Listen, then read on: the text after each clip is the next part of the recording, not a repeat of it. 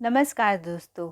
आज की कहानी है एक गरीब पिता अपनी बेटी को ले पहुंचा 5 स्टार होटल में। एक गरीब पिता अपनी बेटी को एक बड़े से होटल में खाना खिलाने के लिए ले गया। बेटी बोली, पिताजी ये तो बहुत महंगा होटल है, यहाँ क्यों आए हैं?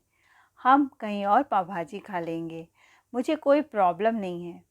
पिताजी ने कहा, नहीं, मैंने तुमसे प्रॉमिस किया था इस महंगे होटल में खाना खिलाऊंगा। वो लोग अंदर गए। पिताजी बहुत फटे कटे कपड़े पहने हुए थे, पैर में जो चप्पल था वह भी मैला कुचैला। गरीबी उनके चेहरे पर साफ दिखाई दे रही थी। वो दोनों पिता और पुत्री कोने में कहीं बैठ गए और वेटर को बुला भी नहीं पा रहे थे, क्योंकि होटल पूरा खचाखच भरा हुआ था। वहीं दूर खड़ा एक वेटर उन्हें देख रहा था। वो उनके पास गया और बोला, सर, आप क्या खाना पसंद करेंगे?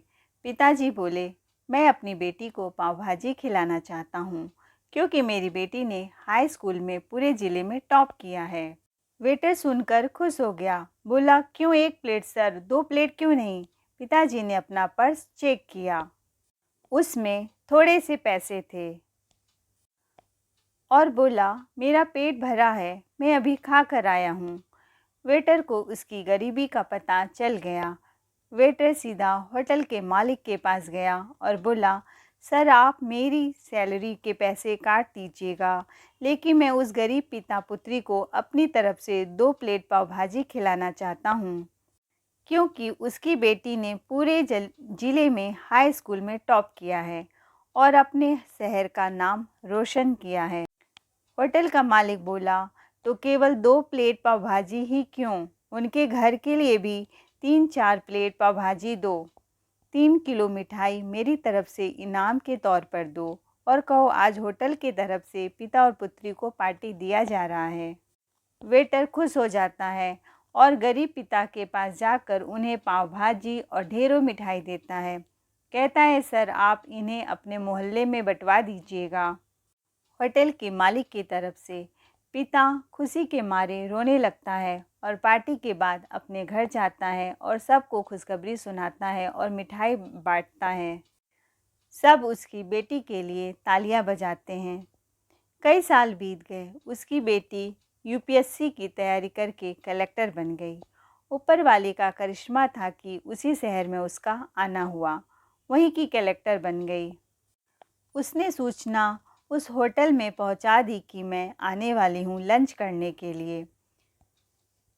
कलेक्टर मैम आने वाली हैं। यह सुनकर होटल के मालिक ने अपना पूरा होटल सजवा दिया।